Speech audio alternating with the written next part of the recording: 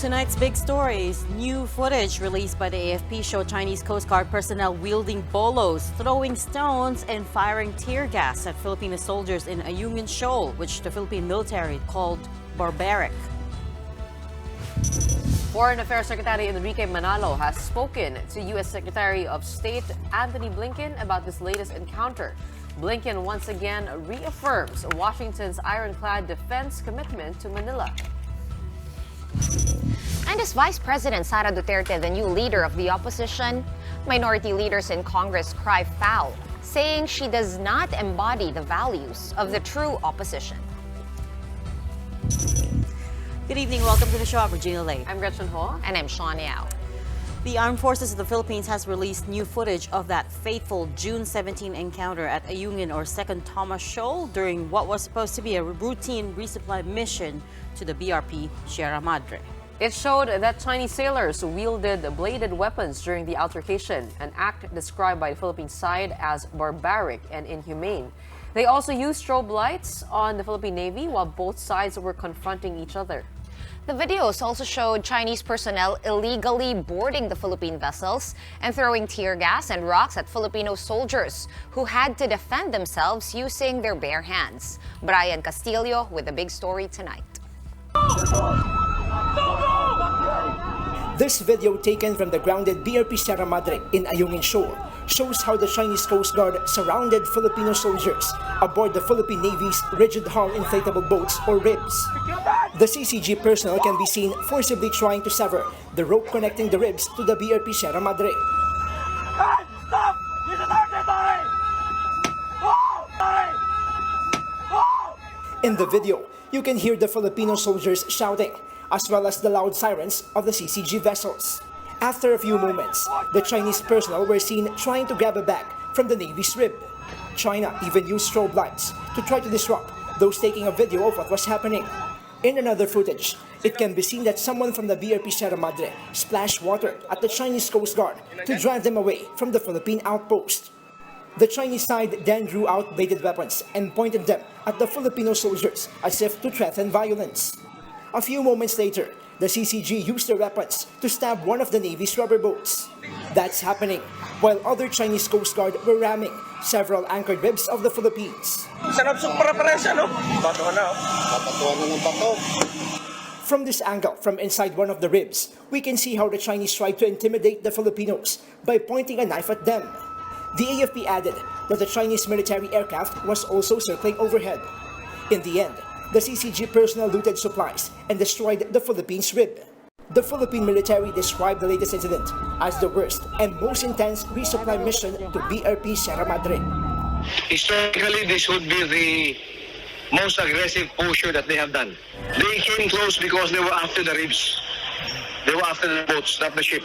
This barbaric, this piracy, they are thieves. This illegal, coercive, aggressive, and deceptive actions of China does not reflect the intention of their country to be a global power. Other countries have to be wary of this. A News 5 source says this is the first time the Chinese Coast Guard came this close to the BRP Sierra Madre. The CCG came so close that they could almost climb aboard the Philippine outpost. This is also the first time that China used weapons to intimidate Filipinos and destroy its ribs. China likewise broke a Philippine boat's windshield and communication and navigational equipment. Etong kabila, walang kinikinalang batas at the tactical level, just as they don't recognize international law by coming into our exclusive economic zone. Videos released by the AFP clearly show that the Filipino soldiers were unarmed. There were reports that China was able to seize Philippine weapons from the ribs, but the AFP says these weapons were disassembled and were stored in the crates. Navy spokesperson Commodore Roy Vincent Trinidad stressed that the Filipinos fought back and defended themselves in a restrained manner. This was a mob. This was a band of barbarians. Hindi natin pinabayaan. Anong option natin? Barilin? Hindi po pwede. Sapagkat ang ating instruction, the rules of engagement are very clear. Hindi naman tayo nagpabaya. Pero ang dala natin, bare hands, may mga konti tayong mga gamit sa barko na hindi naman talaga offensive in nature. One of the videos also showed Seaman First Class underwater operator Jeffrey Facundo being tended to by one of his co-sailors. He is the soldier earlier reported to have lost his thumb when China rammed the rib that he was on. It took the AFP 3 days to release these footage, which critics say is not consistent with the goals of its transparency initiative. But according to the AFP, there was a delay because they took the operation's security into consideration. We are also balancing po the operational security and accuracy para po ma-ensure natin na yung ating mga operasyon are not compromised because of unauthorized disclosure of sensitive po and inaccurate information. Dito po sa delay na to, operational security considerations po ang naging necessity rito, and yung delay po natin in reporting is to safeguard po our strategic and tactical interests. Maritime security expert Ray Powell believes that China's actions can be considered an armed attack. The Chinese soldiers were clearly armed. Just because they didn't shoot weapons doesn't mean they weren't armed, and it was certainly an attack. China has no regard for the safety of Philippine personnel. It has no regard for the security of a Philippine vessel. It has no concern over approaching a Philippine sovereign vessel, a Philippine outpost with Philippine military personnel. With this, Powell says Article 3 of the Mutual Defense Treaty can be activated to jumpstart consultations between the Philippines and the U.S. on actions that can be taken. For now, the Philippine military is still coming up with a plan on how to go about their next resupply mission. But what they're certain of is that China's aggressiveness will not be a reason for them to halt the delivery of goods to Filipino soldiers in Ayungin. For News 5, Brian Castillo. We are One News. Now, I remember yesterday we were talking about it, that the lack of video evidence. I mean, we're not used to that, yes. right? And the slow release of details. But that all surprised us. The AFP tweeting But at I know, around 11 p.m. No, at around midnight actually, and I remember chatting with you about it because they released a barrage of photo and video documentary, I suppose, evidence about what happened. Pero in-explain naman ni Colonel Francet Padilla kung bakit. Actually, ganun yun eh. Security issues. Pagka pinagko-cover sa West Philippine Sea dati, Oh, hindi yes, talaga I nila remember. Agad-agad. Para kumbaga naka-embargo muna yung details because they want to make sure that the accounts... They get the facts right. Yeah, they get the facts right, whatever happened. Usually meron yung time code, tapos ito yung nangyari noon, and after sequence of events. So what I'm wondering now is where is that part of the story? I mean, what happened on Philippine side? Because usually we don't see Niza Mace here. How many Philippine boats were there? Ano nangyari? Who went here first? When did somebody board? Yung sequence of events. Yeah, right. Medyo may kulang-kulang pa rin na details. As Yeah. much as marami ng video, we can't really piece together exactly what happened We do before know and how after. sensitive the information is here. Incredibly so, that's right. What's also standing out to me in that video was that they reached BRP Sierra Madre. So remember, they said the mission was not successful. Actually, the boats got They there were already. already moored. They anchored Yeah, already. they're already moored Which beside the means, Sierra if not Madre. for the fact that the CCG vessels came, it would have been a successful trip too. So, pero nandun na sila eh. Yeah, pero They were there. nakabang na sila, Yeah. diba? Tapos they were towed away. Yeah. They were towed And away. it's pretty much what happened during the airdrop operation, of obviously a lot more severe and a lot more escalatory. But ganun din yung nagyari, di ba? Na airdrop, nakalabas na yung mga Hinabol. sundalo natin, tapos bigla silang naghabol doon sa goods. Well, there's still a lot more questions, but this for sure is the most serious incident in recent memory. The Senate is now seeking a full briefing from the DFA on the matter. Senate President Chis Escudero called the escalation of tensions in the West Philippine Sea alarming. He also urged the DFA to go beyond filing diplomatic protests and explore every means to conduct meaningful dialogue with their counterparts from Beijing in view of avoiding further escalation and without giving up our rights and privileges. Escudero also appealed to the armed forces to explore alternative methods of delivering supplies to the BRP Sierra Madre. Meanwhile, Senator Francis Tolentino says it is time to convene the National Security Council. It's about time that the President consider convening the National Security Council, considering that Executive Order 115, circa 1986 Colonel Bilbo. Kailangan na to kasi involved na yung peace and security ng ating bansa, and to to have the National Security Council be convened would show that we are really in a heightened level, not just of awareness, but of a possible national response. So yung mga members ng National Security Council would involve not just current officials, but even former presidents and respected leaders. Early today, Foreign Affairs Secretary Enrique Manalo, who is in Greece for an official visit, spoke with U.S. Secretary of State Anthony Blinken by phone. In a State Department readout, Blinken said he emphasized that the PRC's actions undermine regional peace and stability and underscored the United States' ironclad commitments to the Philippines under the Mutual Defense Treaty. Meanwhile, the Foreign Ministry of Taiwan voiced support for the Philippines. In a statement on X, the ministry said China's dangerous actions against Philippine vessels and personnel have maliciously raised regional tensions. Taiwan condemns violence, opposes attempts to forcefully alter the status quo, and calls for peaceful dispute resolution and respect for international maritime law.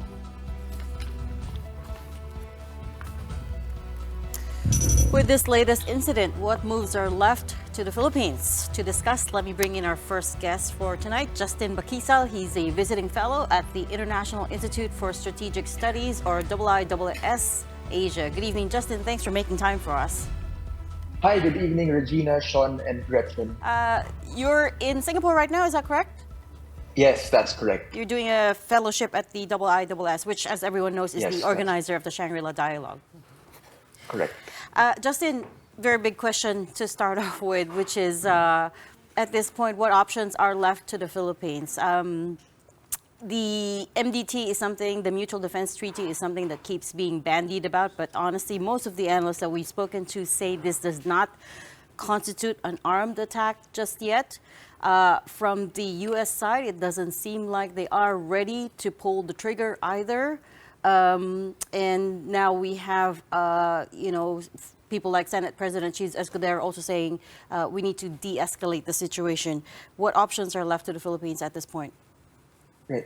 I think right now there are three primary options for the Philippines at the strategic level. So number one, of course, we can keep doing the resupply missions to signal to China that the armed forces of the Philippines has the nerve and the determination that withstand protracted tension, meaning to say we will not buckle under the pressure and that we will continue to resupply BRP Sierra Madre, which is, of course, what China is trying to prevent here.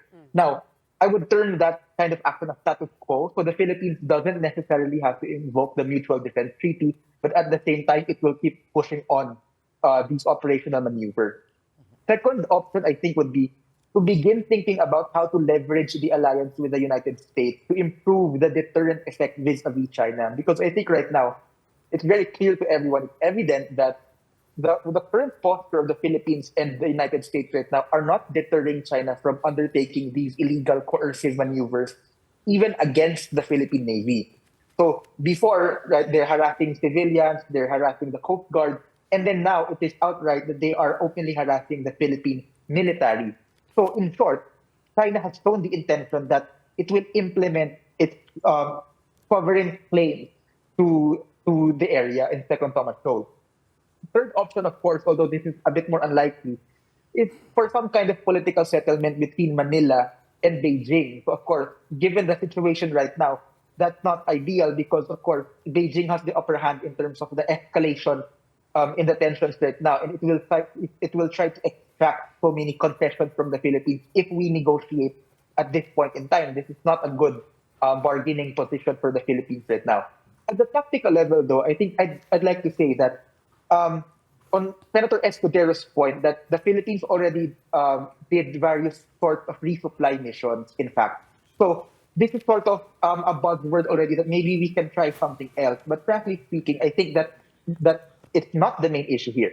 The main issue here is that China is showing that it will interdict any Philippine resupply to BRP Sierra Madre. So there's no easy solution. The Philippines have tried to resupply via the Coast Guard, via commissioned private vessels, via the Philippine Navy. We've tried to resupply traditional, maritime transport and also via airdrop. And the Philippines has tried to resupply with a live broadcast with the media. And and the most recent one through a covert operation. And all of these China has prevented. So I think the debate about the modality of the resupply is a ship that has already sailed. It's proven that this is actually not the main issue right now. The main issue is how can the Philippines continue to resupply the BRP Sierra Madre safely and of course without escalating broader tensions with China that will provoke a major international incident. So I think that's the main policy conundrum for the Marcos administration. And right now, what seems to be happening is that number one, Malacanang, so far as we've noted, seems to be silent on this issue. So it's taking a cautious approach on how it speaks on this issue.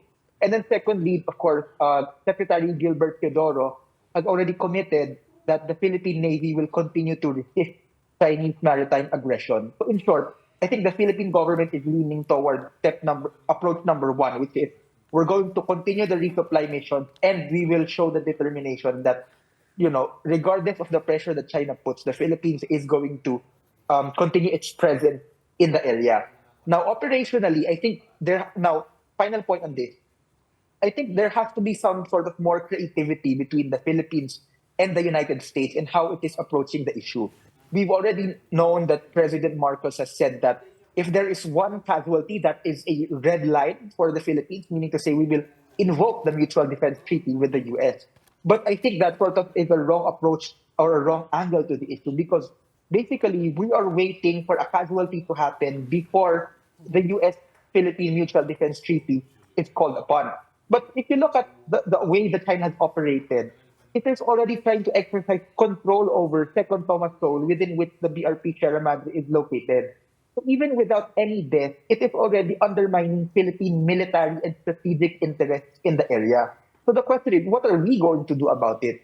So I think in this regard, the Philippines and the US could consider trying to fast-track implementation, not just of the EDCA, but also forward deployment of assets in the West Philippine Sea area. Of course, this depends on the level of comfort of the Philippines, what type of US assets we are willing to host in the country, what type of assets the US is willing to send to the Philippines. So there has to be some sort of re-establishment of strategic deterrence with respect to China that, okay, you harass us at the tactical level, at the strategic level, the Philippine-US alliance will continue to grow stronger.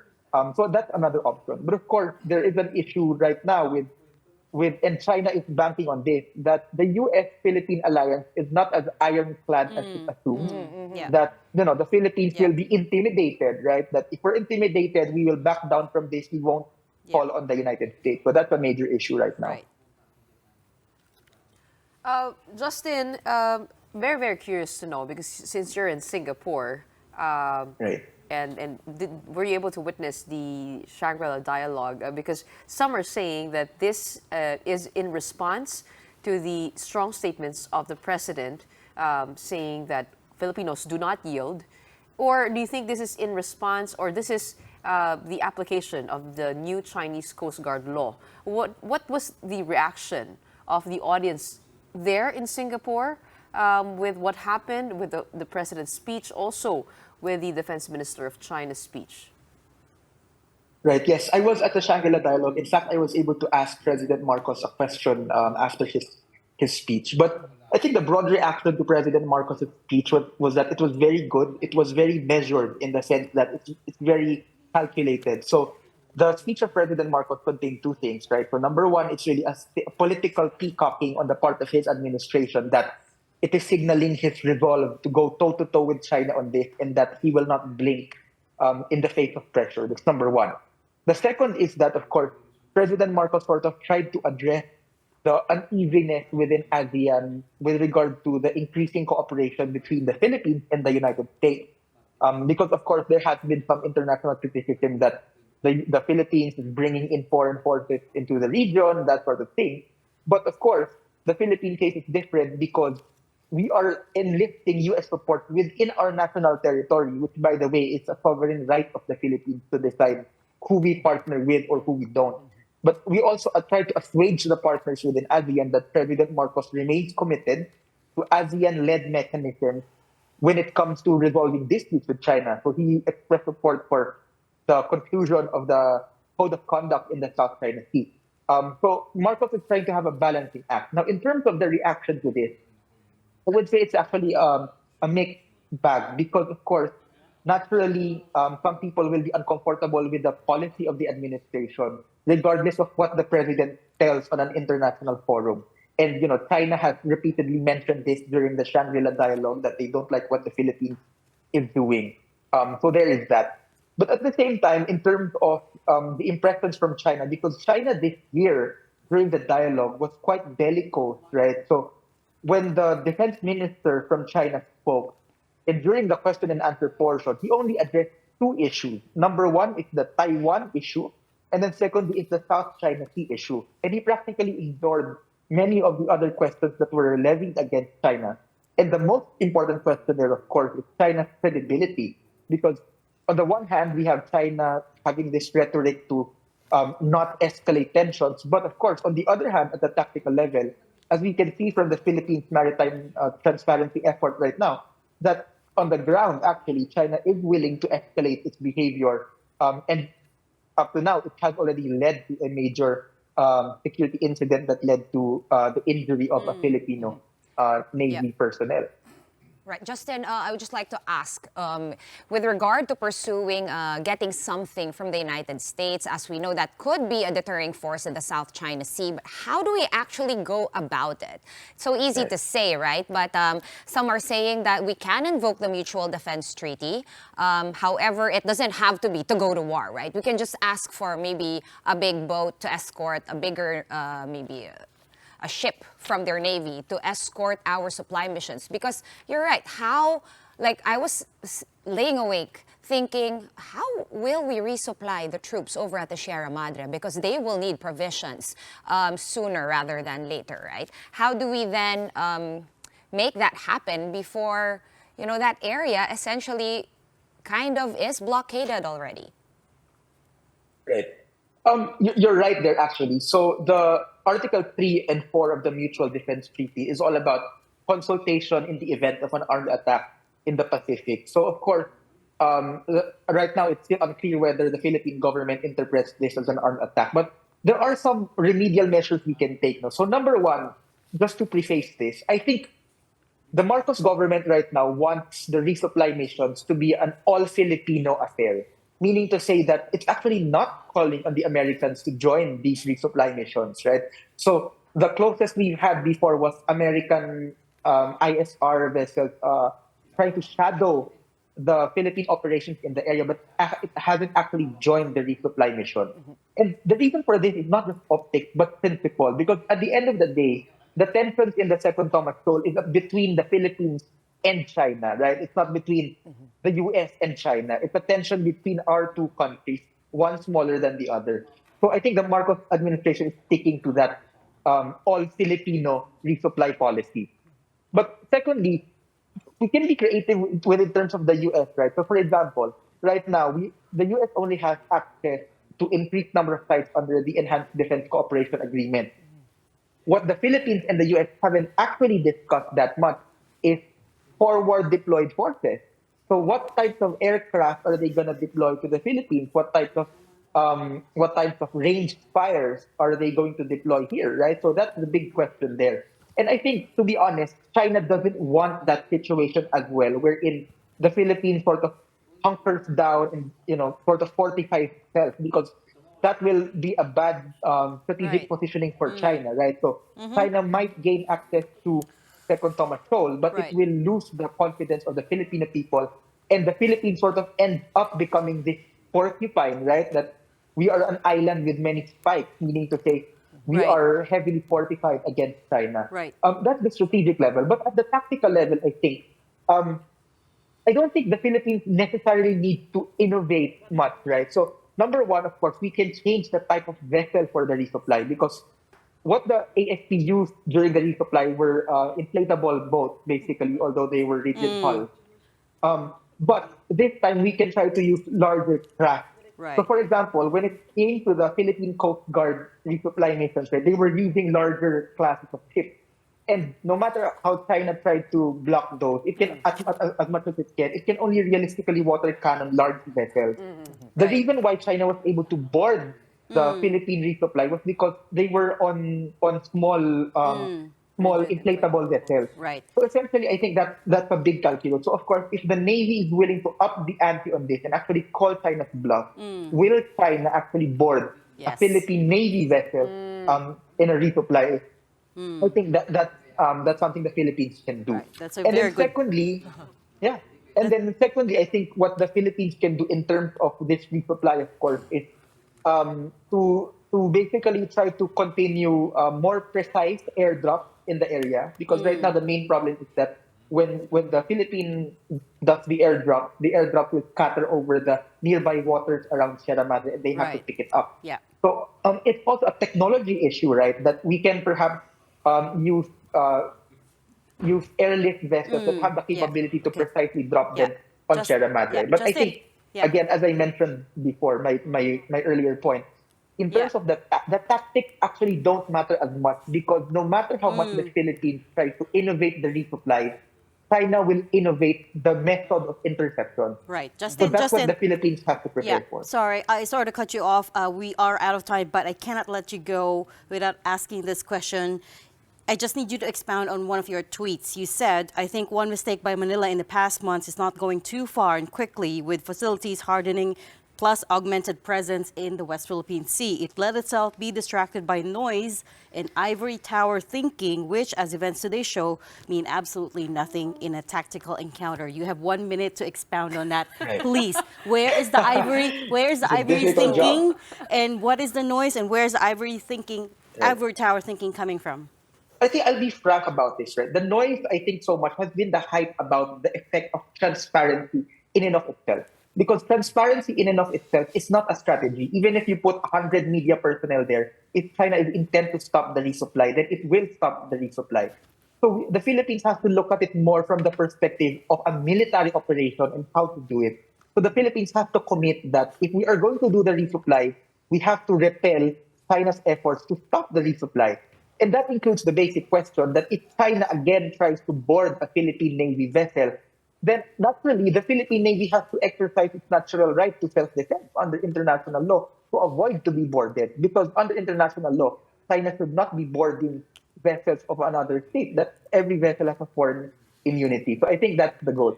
And I'd like to conclude by saying that I think the Marcos administration should by now already know that China has given up on trying to work with the Marcos administration, frankly. That's why it's applying maximum pressure on it. And it's hoping that maybe from the next administration, we're going to have President Sara Duterte or somebody more favorable to China. So I think Marcos has to decide whether it is all in on the defense of the West Philippine Sea or whether it will continue to take some half measures. So I think the broad strategy of the Marcos admin is already good. It's just that it has to credibly back it up that this boarding incident will not happen again.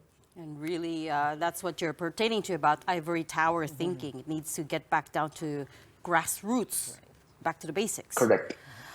Thank you so much for all your insights tonight. There's lots more we can talk about, but we'll have you on the show again another time.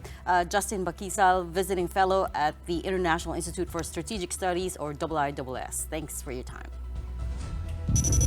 We're going to pause for a quick one. Right after that, leaders of the traditional opposition parties cried foul over the idea of Vice President Sara Duterte becoming the new face of the opposition. More on that when we return. Keep it here.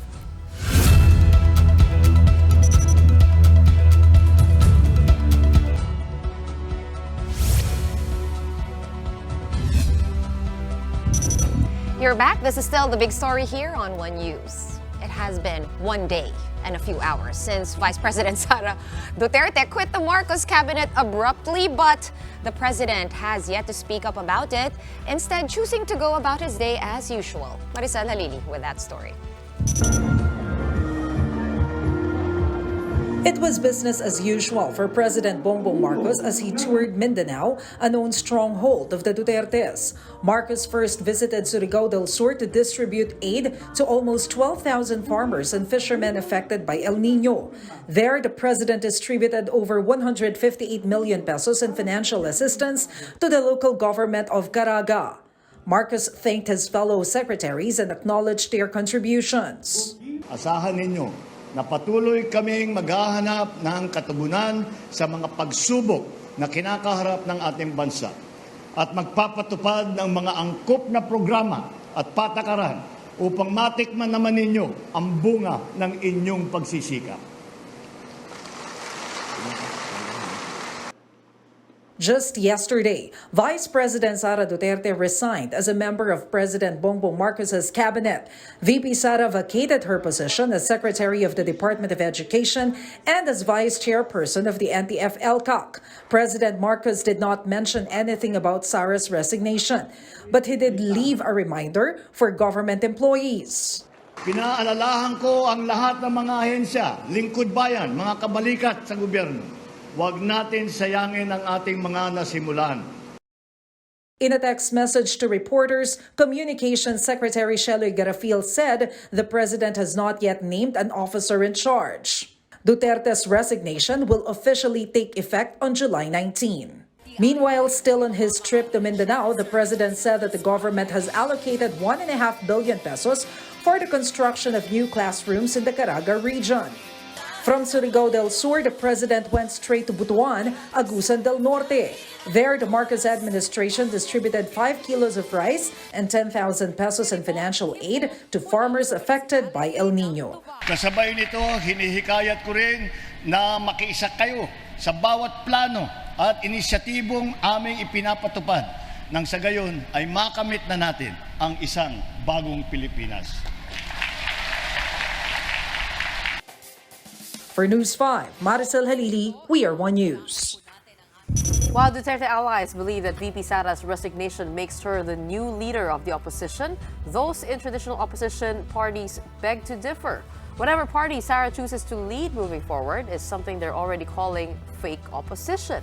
Saan banda, hindi natin siya pwedeng makonsider as opposition dahil bahagi pa rin siya ng mga naghaharing uri sa ating lipunan na talagang nagpapahirap sa ating bayan. Pero kapag 11 days confidential funds ginamit mo, 'di ba? Corruption 'yun eh. So kailangan po malinis yung record. Second, nagsusulong ng karapatang pantao. So doon pa lang bagsak na. 'Di ba? Red tagger pa, ang daming mga issues. Aside from Congresswoman Castro, Kabataan Party List Representative Raul Manuel, who is also a member of the Makabayan Bloc, says VP Sara can never truly be the opposition leader because she does not embody what the opposition stands for. Duterte Cap ay opposed sa ICC investigation, opposed sa hustisya para sa mga biktima ng pekeng gera kontra droga, ganyan. So, yung mga ganun gusto yun ng taong bayan eh. Gusto natin ng hustisya at pagpapanagot. Kung ayaw nila dyan, hindi talaga sila oposisyon na naglilingkod sa taong bayan. The Liberal Party shares the same sentiment. In a post on X, Liberal Party spokesperson Laila de Lima said, ang tunay na oposisyon may pundasyon ng accountability, transparency at pagmamalasakit sa mamamayan sa mga bagay na hindi nakikita sa track record ni VP Sara. Para naging oposisyon ang may pananagutang hanggang ngayon, sinisingil pa ng taong bayan. She adds, higit sa lahat, taong bayan ang inuuna ng oposisyon, hindi ang pagpapalawak at pagpapanatili sa kapangyarihan. Ang nangyari kahapon ay pag-amin lamang sa matagal ng alam ng karamihan na palabas lang ang unity ng unity. Strong statements there. Very. You know, I saw this on Twitter, no? What if inask siya na maging DepEd Secretary? Or sila? We'll see. We'll see. Baka that's the next plot twist. Oh, plot twist na naman. Former Negros Oriental Governor Pride Henry Teves was arrested earlier today for charges on terrorism financing. He was nabbed this morning by the CIDG at Barangay Taclobo, Dumaguete City by power of an arrest warrant released by the Cebu City Regional Trial Court. Teves, though, was temporarily released after posting bail amounting to 600,000 pesos. Aside from terrorism financing, Teves is also allegedly involved in killings and harassments in Negros Oriental. He's been a designated terrorist since 2023, much like his brother and former Congressman Arnie Teves, who of course is currently under house arrest in Timor-Leste. Up next, a local artist gear up to celebrate Philippine Eagle Week next week. We'll be discussing that and more with Jason Ibanez, Director for Operations of the Philippine Eagle Foundation, when the big story returns. Keep it here.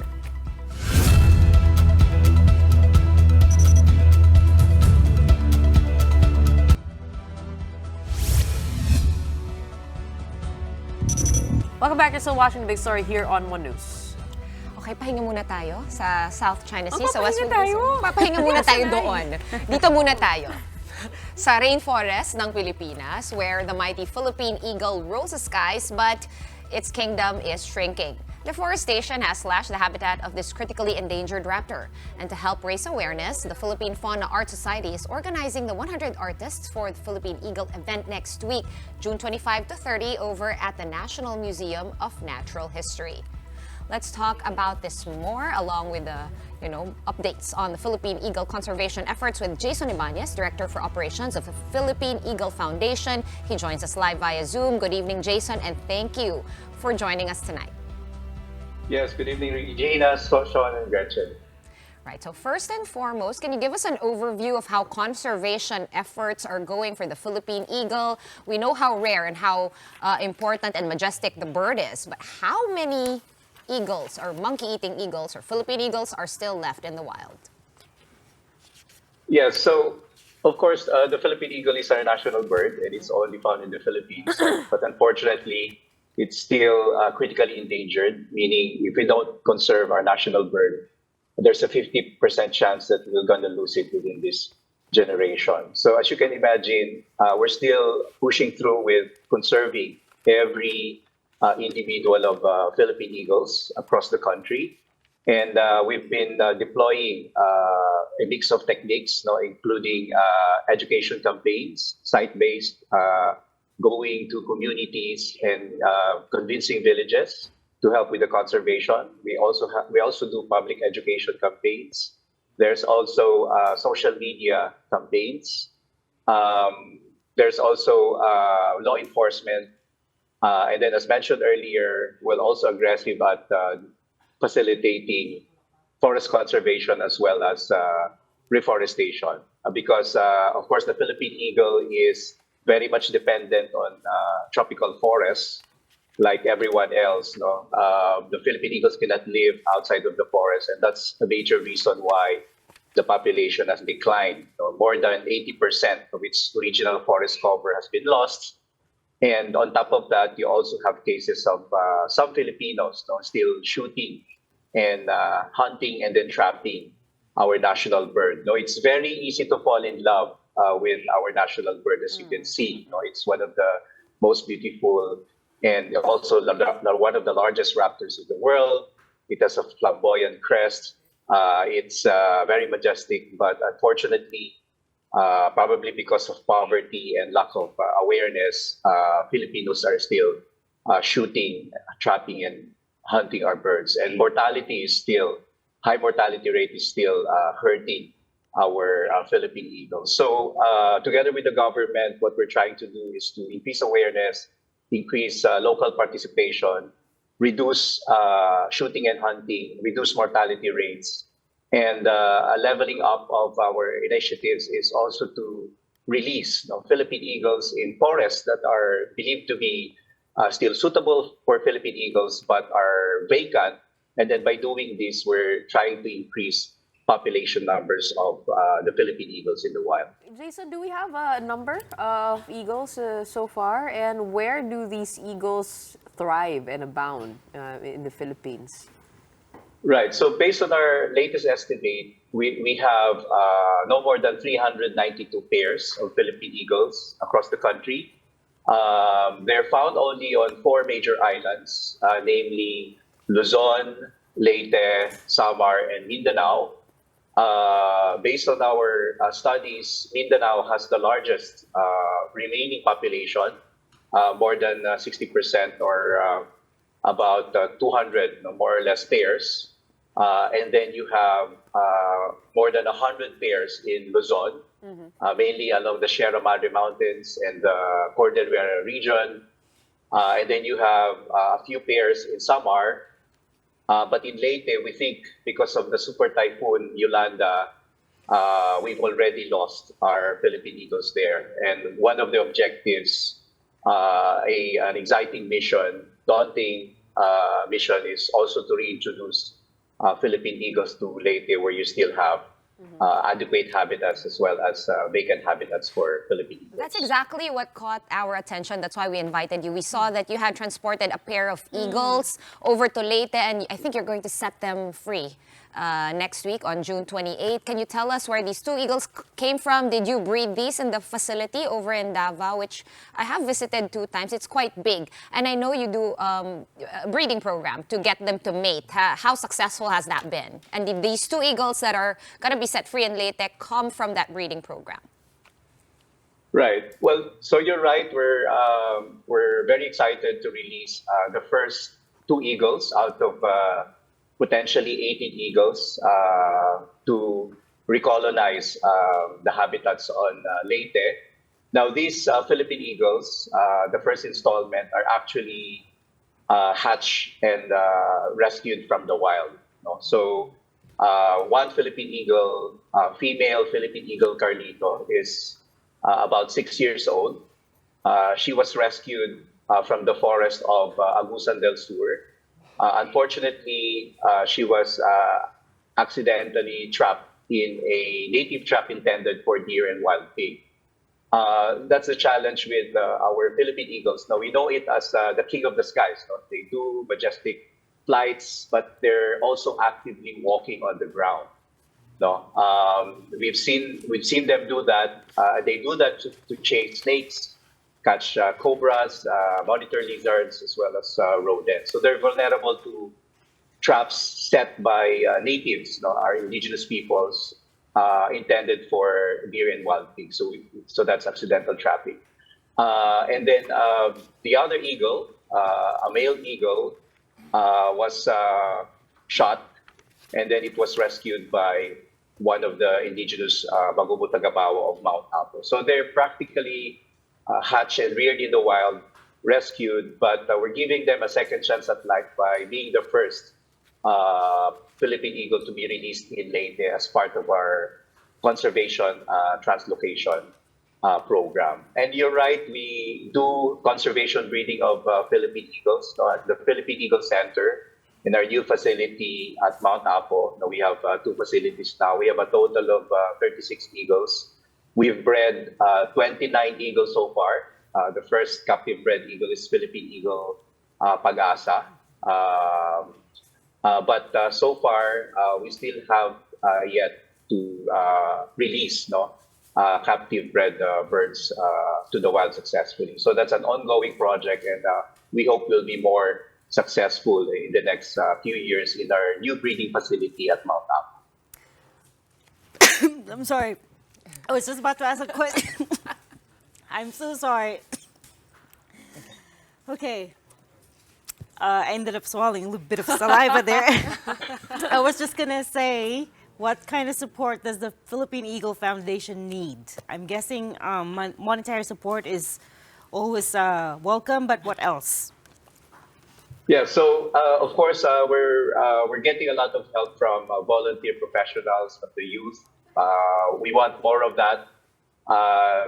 With our release in Leyte, we want or we need people who would help us do education campaigns in the uplands. Of course, we need philanthropists and kind-hearted people to help us bring support as well as incentives to communities who consciously decided to help conserve Philippine eagles. Consciously meaning, communities abandon their traditional hunting, communities who are willing to stop slash and burn farming and then opt for alternative livelihoods. So we really need corporations, individuals to provide funding to these incentives, so to speak. We really needed to show to our villages, those people in the uplands, that they're better off saving the eagles than shooting and trapping the eagles or destroying their habitats. And we can only do that if we provide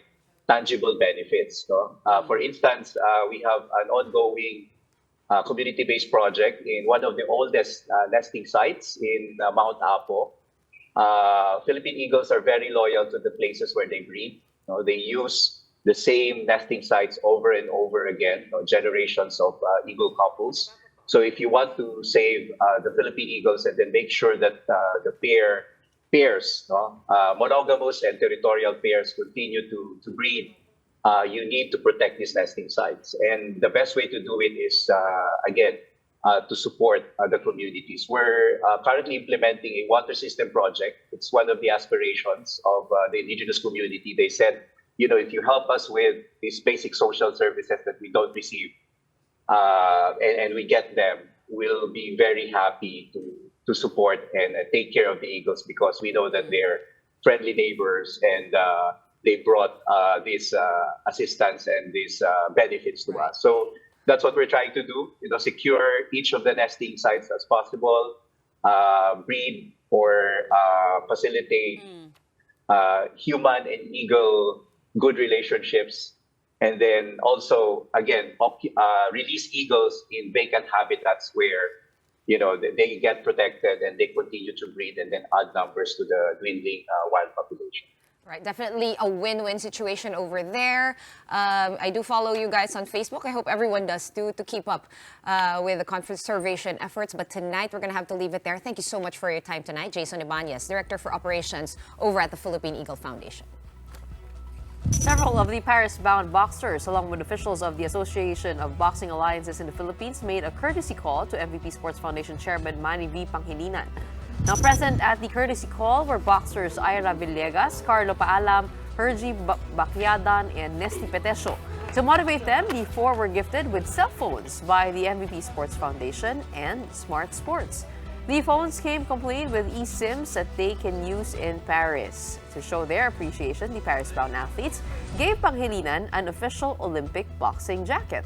Now this weekend, our Olympic contenders will fly to Metz, France for a one-month training camp. As reported last night, Petesio and Paalam will be the country's flag bearers in the opening ceremony of Paris 2024. Hindi ko po ina-expect kasi ang nasa utak ko talaga magpa-flag bearer si EJ or si Carlos Yulo talaga. So, never kong inisip. So, nung in-announce na nga, like sabi ko, talaga. So, sobrang proud po ako, lalo na dala mo, nilalakad mo yung flag ng Pilipinas. Sobrang saya po talaga. Mas masaya po pag marinig yung awit ng Pilipinas pag nananalo ka. Any advice that you could give to all our Olympians before Paris Olympics? Well, we can only ask them to do their best for the country, and I think they will. They've gone through quite a bit of training here and abroad, especially abroad, our boxers particularly, and we wish them all the best. And speaking of what's happening over the weekend, in some Olympic spirit, our team, Women in Action Studios, in partnership with Red Bull, will be launching our first ever documentary film featuring the life of the Philippines' first ever Olympic skateboarder, Marjeline Dedal, as she deals with the struggles of Olympic triumph, injury, and legacy on Beyond the Board. Apart from an exclusive movie screening, this will first air on Signal platforms, premiering at 5 p.m. June 21, Friday. That's tomorrow on One News on Go Skateboarding Day. We will also have replay 7:30 p.m. on Saturday via One News, or 1PH rather, and 2 p.m. on 1PH this coming Sunday. So, very exciting. Really exciting. Bukas I love yun your yung poster, premiere by the way. namin. Oo. Ang ganda ng poster. So, yan yung nakita natin yung pag-bounce back niya from an injury right after She Tokyo. broke her ankle, di ba? Yes. So from the peak of her career, she fractured her ankle, and the struggle and the lessons that come with that. And she's going to be there at the premiere too. She is. Her whole team. Yeah. Nice. Will be there tomorrow. So But wala she's not akong going to be bukas. competing.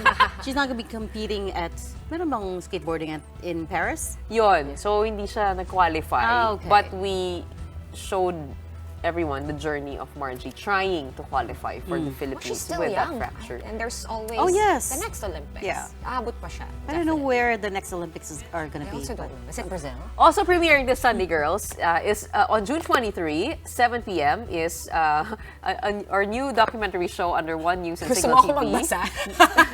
Gretchen Ho reports. Nakakaya. Sorry. Sorry.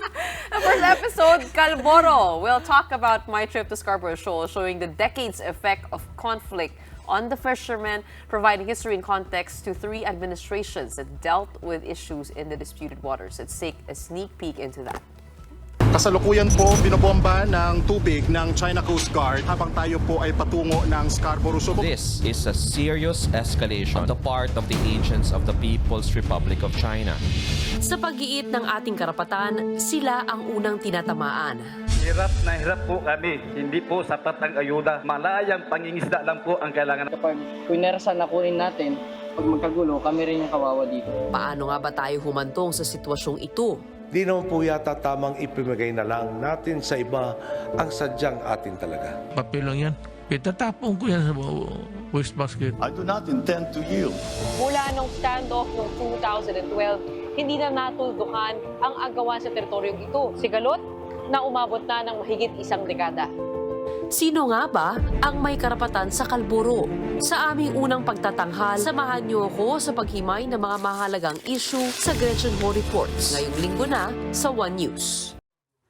Yan. Paki-explain daw yung Kalboro. Ay, natanong ni Regina. Kalboro kasi ang tawag ng mga lokal doon sa Scarborough Shoal. Okay, That's the local term. So, kaya siya Scarborough kasi it was named after a British ship that was stranded in Scarborough. Kasi nga yung mga reef dati, they map it because mabababaw yung mga lugar na yon in the South China Sea and they're trying to navigate around it. I see. So before, they were actually moving away from those reefs and shoals. So, Back in Kalboro. ancient times. Okay, but I have to stop you there. Scarborough. Dahil 1, wala na tayong oras. Sorry. And second, para manood sila nung Gretchen Sa Ho Sunday, Report sa Sunday, 7 p.m. Yan yung unang namin, documentary namin. At yan yung teaser. And yung trivia from Gretchen. Kalboro. Panoorin nyo, sa linggo na po yan. But for tonight, that's it from us 3 here at Big Story. We are One News, all sides, all the time. Thanks for tuning in. Have a good night and a great weekend.